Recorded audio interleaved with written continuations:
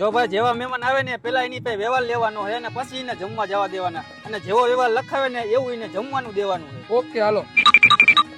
ઓય આવ.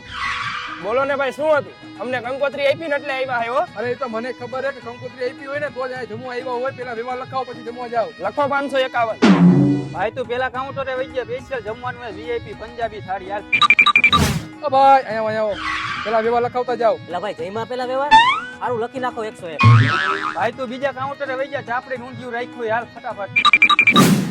ઓય અહીંયા પેલા વ્યવહાર લખાવતો જા. આ વરી કેવી સિસ્ટમ? લખી નાખો 51 રૂપિયા. 51? હા ભાઈ તું છેલ્લા કાઉન્ટરે વઈ ગયા, સેવ ટમેટાનું શાક છે ને હાંજની રોટલી પડી છે જમતો. હાલ ભાઈ હું જમી આવું. બધા મહેમાન જમી લીધું. પેલા વ્યવહાર કરાવતો જા.